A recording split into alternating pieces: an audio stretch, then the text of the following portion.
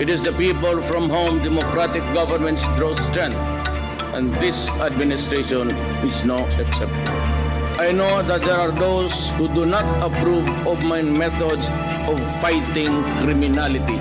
In response, let me say this, that I was elected to the presidency to serve the entire country. I was not elected to serve the interest of any person or any group or any class. I serve everyone and not only one. I am here because I love my country and I love the people of the Philippines. I am ready to start my work for the nation.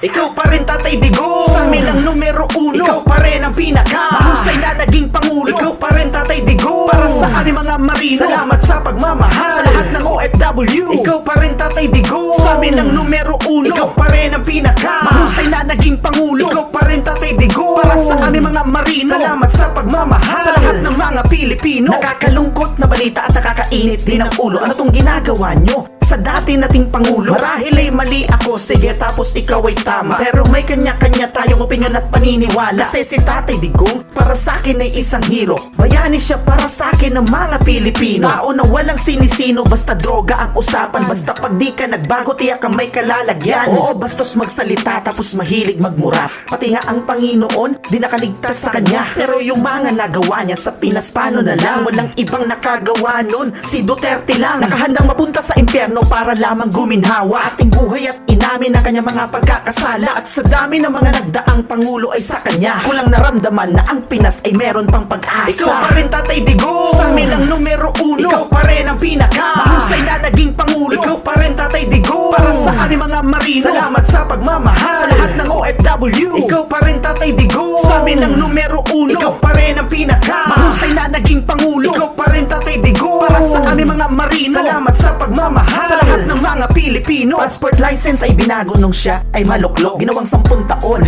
pati na ang aming Siemens book. Naging mabilis na din ang proseso ng mga papeles. Ngayon ay wala na mahabang pila na nakakainis. Nilinis ang Manila Bay at Boracay sa Aklan. Dinoble sahod ng sundalo at mga kapulisan. Di rin nakakatakot noon maglakad sa eskinita, kasi yung mga masamang tao ni halos di mo makita. Yung laglag-balas sa naiya, tuluyang winakasan. Kahit yung mabibigat na tao ay di mo inatrasan. Buti na lang ikaw ang presidente nung may gera sa Marawi, pati nung pandemya. Talagang mapalad po kami. Kaliwat ka ng mga tulong na di mo pinagkait. Sana po sa Pilipinas makabalik ka na ulit. At sa dami ng mga nagdaang pangulo ay sa kanya ko lang naramdaman na ang Pinas ay meron pang pag-asa. Ikaw pa rin, Tatay Digong, sa amin ang numero uno. Ikaw pa rin ang pinaka mahusay na naging pangulo. Ikaw pa rin, Tatay Digong, para sa aming mga marino. Salamat sa pagmamahal sa lahat ng OFW. Ikaw pa rin, Tatay Digong, sa amin ang numero uno. Ikaw pa rin ang pinaka mahusay na naging pangulo. Ikaw pa rin, Tatay Digong, para sa aming mga marino. Salamat sa pagmamahal sa lahat ng mga Pilipino.